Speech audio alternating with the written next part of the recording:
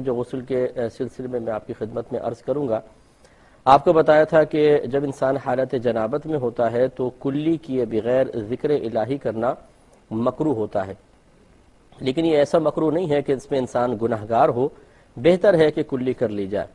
چنانچہ جب آپ باتھ روم میں داخل ہوں تو پہلے کلی کر لیں باہر ہی، اور بسم اللہ الرحمن الرحیم پڑھ کر پہلے باتھ روم میں داخل ہوتے ہوئے الٹا قدم رکھیے.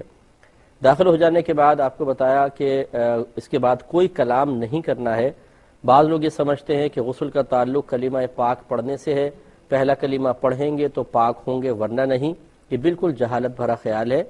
باتھ روم میں جانے کے بعد اگر کپڑے پہنے ہوئے ہیں تب بھی ذکر الہی ممنوع ہے، کیونکہ وہ مقام مناسب نہیں ہے. اور کپڑے اتارے ہوئے ہوں تو دو قباحتیں ہو گئیں، ایک تو مقام غیر مناسب ہے ذکر الہی کے لیے، اور دوسرا ستر کھلے ہونے کی حالت میں کلام بلا ضرورت کرنا مکروہ ہوتا ہے. تو واش روم میں داخل ہونے کے بعد پھر کوئی ذکر نہیں کریں گے. کپڑے اتارنے کے بعد آپ کو بتایا تھا کہ احتیاط کریں کہ کعبۃ اللہ کی طرف نہ رخ ہو نہ پیٹھ ہو، یہی مستحب افضل ہے. پیٹھ کرنا، رخ کرنا یہ مکروہ ہوتا ہے. اس لیے ایسے رخ کھڑے ہوں کہ نہ آپ کی پشت کعبۃ اللہ کی جانب ہو نہ آپ کا رخ کعبۃ اللہ کی جانب ہو. ادب اور احترام اسی میں ہے. اس کے بعد نیت کریں گے. نیت دل کے پختہ ارادے کو کہتے ہیں. آپ زبان سے کچھ بھی نہیں کہیں گے، بس دل میں ارادہ کر لیں کہ میں اللہ تبارک و تعالیٰ کی رضا کی خاطر غسل کر رہا ہوں، یا نماز کے قابل ہونے کے لیے غسل کر رہا ہوں، یا جنابت کو اللہ تعالیٰ کے حکم پر عمل پیرا ہوتے ہوئے جنابت کو دور کرنے کے لیے غسل کر رہا ہوں. بس دل میں آپ یہ نیت کریں گے تو یہ نیت ہو جائے گی. اس کا فائدہ ہی ہوگا کہ اب آپ کا نہانا عبادت میں باقاعدہ شمار ہوگا اور آپ کو ثواب ملے گا. اور اگر کوئی بغیر طہارت حاصل کرنے کی نیت کے غسل کر لے گا، طہارت تو پھر بھی حاصل ہو جائے گی، کیونکہ پانی اللہ تعالیٰ نے بنایا ہی ایسا ہے کہ ہم نیت کریں نہ کریں وہ ہماری نجاست کو بہا کر لے جائے گا، چاہے حقیقیہ نجاست ہو چاہے حکمیہ نجاست ہو. تو لہٰذا اگر کوئی بغیر نیت کے غسل کرے گا، غسل پھر بھی ہو جائے گا، جنابت پھر بھی دور ہو جائے گی، لیکن اسے ثواب نہیں ملے گا. تو حصول ثواب کے لیے نیت کرنا ضروری ہے. اس کے بعد اپنے دونوں ہاتھ پونچھوں تک دھوئیں گے. اس کے بعد اگر جسم پر کوئی نجاست وغیرہ لگی ہو اس کو دور کریں اور استنجا کی جگہوں کو دھوئیں. اس کے بعد نماز کی طرح کا مکمل وضو کر لیں، اور اس وضو کرنے کے اندر غسل کے پہلے دو فرائض بھی پورے ہو جائیں گے، ایک کلی کرنا اور دوسرا ناک میں پانی چڑھانا. اس میں آپ کو بتایا تھا کہ کلی کرنے میں غرغرہ بھی ہوگا، اور ناک میں پانی جب آپ چڑھائیں گے تو خالی وہ ٹچ نہیں کرنا ہے، بلکہ جو نرم ہڈی جہاں تک ہوتی ہے، یعنی سخت ہڈی ناک کی شروع ہوتی ہے وہاں تک پانی کو سونگ کر اوپر تھوڑا سا چڑھانا، یہ سنت کریمہ ہے. بلکہ یہ غسل کے اندر فرض ہے، وضو کے اندر سنت مؤکدہ ہوتا ہے. پہلے کال لیتے ہیں، پھر میں انشاءاللہ یہ طریقہ عرض کر کے پھر احتیاطوں کی طرف آتا ہوں.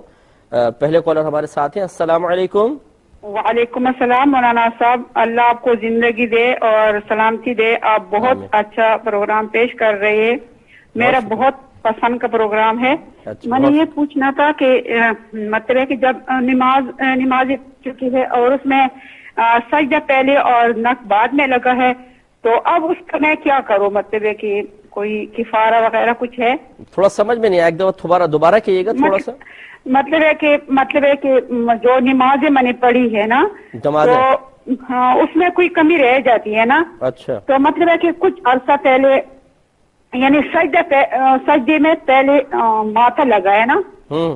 سجدے میں یہ ہوتا ہے کہ پہلے ناک لگاتے ہیں اور سجدے کی جگہ اور پھر ماتھا لگتا ہے. ٹھیک ہے. تو اب جو کچھ ہو چکا، مطلب پہلے میرا ماتھا لگے بعد میں نے ناک لگایا نا، اب تو میں کرتی ہوں صحیح، مگر یہ جو ہو چکا ہے تو پھر اس کے لیے میں کیا کفارہ ادا کروں؟ ٹھیک ہے، میں عرض کرتا ہوں. اور میں بالکل عرض کرتا ہوں. تو پہلے نیت کرنا، پھر دونوں ہاتھ پہنچوں تک دھونا، پھر استنجے کی جگہوں کو دھو لیں، پھر نجاست کو بدن سے دور کریں. اس کے بعد نماز کا سا وضو کر لیں. اس کے بعد پورے بدن پر ایک بار تیل کی طرح پانی کو مل لیں. پھر سیدھی جانب 3 بار پانی بہائیں، پھر الٹی جانب 3 بار پانی بہائیں. اس کے بعد اپنے سر اور بقیہ دھڑ پر 3 بار پانی بہائیں تو آپ کا غسل مکمل ہو گیا. اور پانی بہاتے ہوئے جسم کو ملتے جانا یہ بھی سنت کریمہ ہوتا ہے. تو یہ ہے سنت کے مطابق غسل.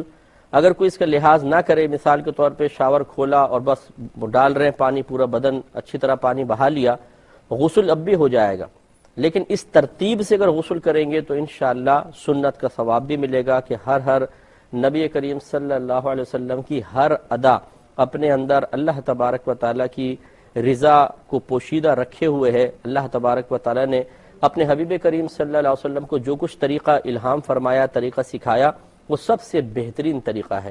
تو اگر اس ترتیب کو ملحوظ رکھ سکیں تو بہت ہی بہتر ہے کہ اسی ترتیب سے آپ غسل فرمائیں۔ اب آئیں تھوڑی احتیاطوں کی طرف، یہاں تک تو میں پچھلے پروگرام میں بھی عرض کر چکا تھا۔ احتیاطیں